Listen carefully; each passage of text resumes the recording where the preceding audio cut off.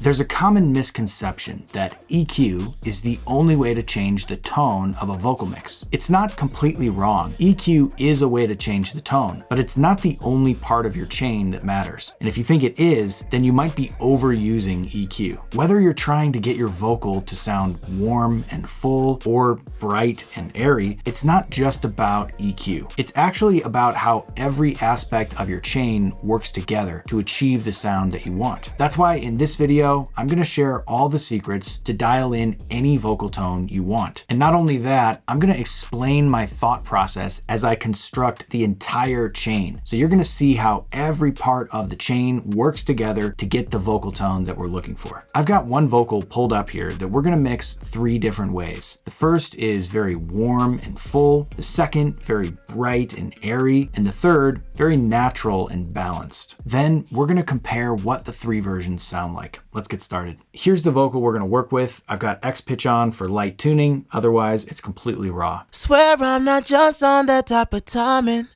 hitting you up trying to catch a vibe, and you know that I'm in 100%.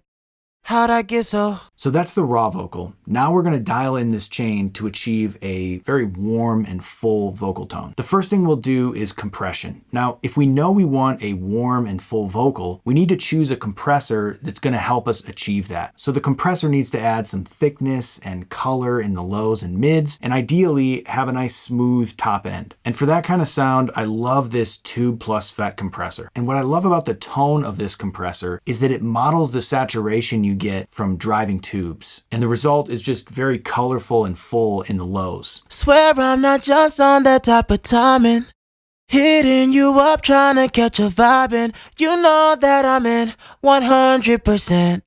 How'd I get so? Already we're hearing that thickness, but what's great is we can actually darken this compressor a little bit too with the color. So if we push this color up, we're going to hear this compressor smooth out even more on the top end. Swear I'm not just on that type of timing, hitting you up trying to catch a vibe, and you know that I'm in 100%. And that just gives this compressor an even smoother texture. So whatever compressor you choose, make sure if you want your vocal to sound warm and full, you're choosing a compressor that helps it sound warm and full, like this one. Swear I'm not just on that type of timing, hitting you up trying to catch a vibe, and you know that I'm in 100%. Next up, let's dial in some EQ. Now there's another common misconception when it comes to EQ, which is if you want your vocal to sound warm, you shouldn't boost the high end. But that's not always true. We can tell this vocal needs a little bit more high end, especially when we listen to it in the context of the mix. Swear I'm not just on that type of timing, hitting you up trying to catch a vibe, and it's just a little bit dull. Now, the fact is, not all high-end boosts are equal. And that's why we have all these different tone curves in Xvox Pro. I'll do a little test. I'll play through the vocal with some of these high boosts in, and let's just listen to the difference. Swear I'm not just on that type of timing, hitting you up trying to catch a vibe, and you know that I'm in 100%. How'd I get so? So obviously I've got this boosted a ton so we can really hear the difference of the curves, but you can tell that Vintage is a very warm and smooth high-end boost, whereas NYC or Modern are very crisp and airy, and Clear is very punchy and broad. So with this goal in mind, I'm going to use this Vintage mode because this one has a nice smooth, warm high-end boost, and I'm probably going to play around a little bit with the lows and mids to kind of rebalance things there as well. Swear I'm not just on that type of timing, hitting you up trying to catch a vibe, and you know that I'm in 100%. How'd I get so? And let's listen to it with the rest of the mix.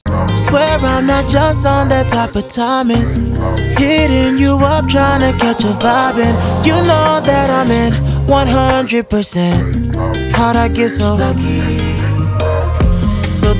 So pick your tone curves very carefully because they're going to have different results. Next, I'm going to flip back to the de-esser and dial this in to get a bit more roundness on top. I'm probably going to use a little bit more de-essing than I normally would, just to kind of smooth out that high end even more. Swear I'm not just on that type of timing, Hitting you up, trying to catch a vibe, and you know that I'm in 100%. So that smooths everything out really nicely. I'm not going crazy with it. I'm just adding until I see that de-ess meter happen on the S sounds. So at this point, we've compressed, EQ'd, and de-essed this vocal. Next, let's look at how reverb affects the vocal tone. If we use a super airy and bright vocal reverb, it's going to change how we perceive the vocal tone overall. Listen to what I mean. Swear I'm not just on that type of timing. Hitting you up, trying to catch a vibe. Hear how that reverb is super airy and bright, and it just doesn't have the same warmth that the rest of the vocal has. So for this particular tone, I want to use a reverb that's a bit darker and more colorful in the lows. Swear I'm not just on that type of timing. Hitting you up, trying to catch a vibe, and you know that I'm in 100%. I really like dark hall for this. I also like this vibrant reverb. Swear I'm not just on that type of timing. Hitting you up, trying to catch a vibe, and you know that I'm in 100%. How'd I get so? So you can see I've also got the space tone slider a bit darker as well. And this is favoring the low frequencies of the reverb and giving it a much darker color overall. Swear I'm not just on that type of timing. Hitting you up, trying to catch a vibe, and you know that I'm in 100%. That sounds really natural and warm for this vocal. Last but not least, a little tape saturation to round off the top even more and give it a little bit more color in the mids. Swear I'm not just on that type of timing. Hitting you up, trying to catch a vibe, and you know that I'm in 100%. How'd I get so? Swear I'm not just on that type of timing. So this chain is what I would build if I was going for a warm and colorful vocal tone. We named this track Warm. Let's duplicate it and start from scratch on an airy and bright vocal mix. So again, I'll start with the compressor. You can see I've zeroed out Xvox Pro, and I want to choose a compressor that is open sounding. Let me show you what I mean. Listen to this opto plus FET compressor. When I push up the compressor, it's going to open up the vocal instead of crushing it. Swear I'm not just on that type of timing. Hitting you up, trying to catch a vibe, and you know that I'm in 100%.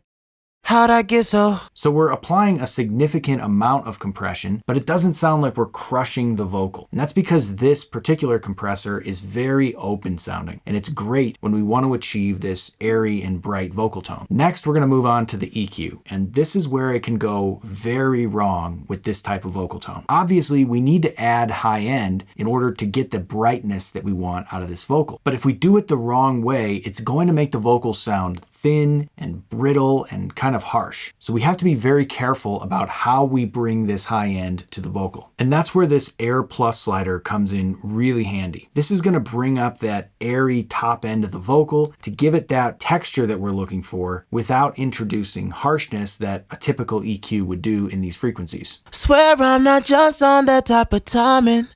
Hitting you up, trying to catch a vibe, and you know that I'm in. So you hear how we're just bringing up that air layer of the vocal. We're not introducing a bunch of harshness, we're just bringing up the air. And at the same time as I'm setting this Air Plus slider, I'm going to bounce back and forth with the de-esser to make sure that those S's are controlled and they sound very smooth, but that the air is brought up enough to achieve the tone we want. Swear I'm not just on that type of timing. Swear I'm not just on that type of timing. Hitting you up, trying to catch a vibe, and you know that I'm in 100%.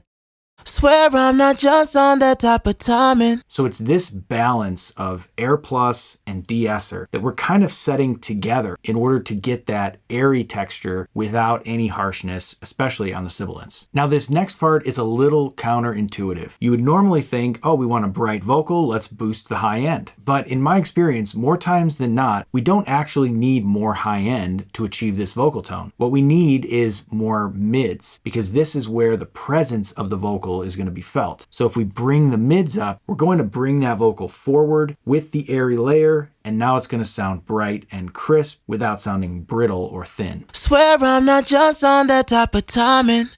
Hitting you up, trying to catch a vibe, and you know that I'm in 100%. And in some cases like this, I might even cut the high slider a little bit to allow us to bring that mid up even more. Swear I'm not just on that type of timing. Hitting you up, trying to catch a vibe, and so you see how bright that sounds without sounding too brittle. Now I might also play around with the lows. We can get away with a little bit of thinning in the lows, but we just have to be very careful not to overdo it. Swear I'm not just on that type of timing. Hitting you up, trying to catch a vibe, and you know that I'm in 100%. Swear I'm not just on that type of timing. So now it's sounding very bright and crisp, but we can still tell there's enough energy in the lows to make it sound full. Next, I'm going to choose a reverb. And if you remember on the warm and full version of this vocal chain, we were trying to match the tone that we were looking for with the tone of the reverb. And this time it's almost the opposite. Instead of looking for a bright and airy reverb, we actually want a warm and full reverb to counterbalance some of the brightness that we've introduced into the vocal. See, if we stack a bright and airy reverb on a bright and airy vocal, it's probably going to sound a little too hollow, like we can just see right through the vocal. We kind of want the reverb to feel like it's got a little bit more weight to it. Swear I'm not just on that type of timing. Hitting you up, trying to catch a vibe, and you know that I'm in 100%. So you can see as we blend in that colorful dark reverb around this bright airy vocal, it doesn't detract from the brightness of the vocal. See, the other way around, if we bring in an airy reverb on a warm dark vocal, it's going to kind of distract from the warmness that we're looking for. But in this case, bringing in a warm reverb on a bright vocal is just going to make it sound fuller and richer. It's not going to distract from the brightness. Swear I'm not just on that type of timing. Hitting you up, trying to catch a vibe, and you know that I'm in 100%. So lastly, I would look at SFX, and if I was trying to add a little bit more thickness to the vocal, I'd probably reach for something like a chorus. Especially in just a very subtle way, it's going to thicken the vocal up a little bit. Swear I'm not just on that type of timing. Hitting you up, trying to catch a vibe, and you know that I'm in 100%. This is just a beautiful sounding chorus as well. It's one of my favorites. So this is going to be our airy and bright version of the vocal tone. And we're going to A/B this with the warm one in just a minute. But first, let's dial in our natural and balanced vocal tone. So I've duplicated, let's reset Xvox Pro and set this up as our natural chain. Now, when I'm looking for this vocal tone, I'm always keeping one thing in mind, and that is, how do I elevate what's there without drastically changing the tone? For the most part, we want this chain to make the vocal sound like a bigger version of itself. So with compression, I'm looking for smooth and natural. So I'll look at this smooth mode. Swear I'm not just on that type of timing. Hitting you up, trying to catch a vibe, and you know that I'm in 100%. So we're getting a ton of gain reduction, but it doesn't sound like it. It just sounds natural and smooth. Then I'm going to sort of lift the tone up a little bit more broadly with the shaper mode on the tone module. Swear I'm not just on that type of timing.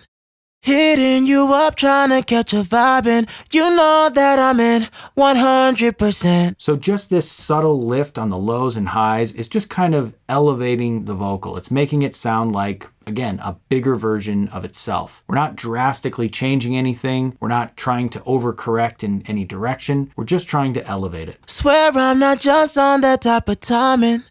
Hitting you up, trying to catch a vibe, and you know that I'm in 100%. Some very transparent de-essing going on here. And now let's look at the space. I'll generally look for very clear and transparent reverbs when I'm going for this type of natural sound. And for that, I love this digital reverb. Swear I'm not just on that type of timing. Hitting you up, trying to catch a vibe, and you know that I'm in 100%. How'd I get so? The crystal reverb is another one of my favorites for this type of transparent reverb. Swear I'm not just on that type of timing. hitting you up trying to catch a vibe. The crystal one is a bit more natural sounding of a reverb. It sounds more like a real space. Obviously, the digital is a recreation of one of the most famous digital reverbs. So it really just depends on your taste and which one you like for a particular track. I'll leave it on crystal for this one. And lastly, I'll move over to SFX, and I'll probably do a little bit of warmth with this tape set again, not looking to change anything drastically, but introduce just a little bit more fullness. Swear I'm not just on that type of timing, hitting you up trying to catch a vibe. So this vocal chain is more of just a natural elevation of what we already had. So now let's compare these three chains back to back and hear the difference we were able to achieve. I'll start with the warm, then the bright, then the natural. Swear I'm not just on that type of timing, hitting you up trying to catch a vibe. You know that I'm in 100%. How'd I get so? Let's do that one more time. Really listen closely. You can tell it's a massive difference as we flip between each of these chains. Swear I'm not just on that type of timing, hitting you up trying to catch a vibe. You know that I'm in 100%.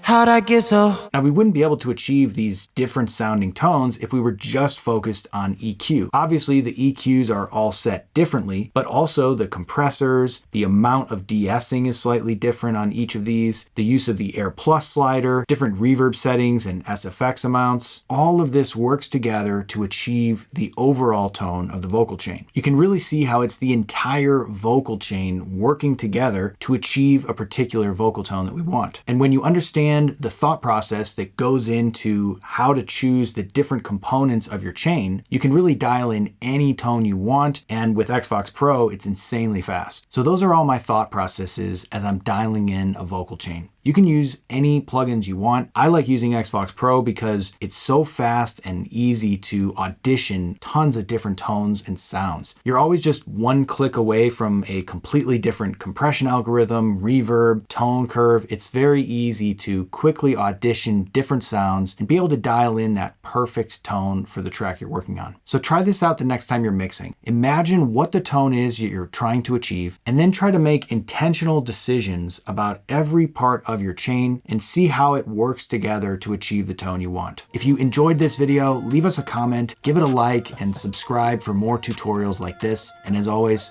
happy mixing.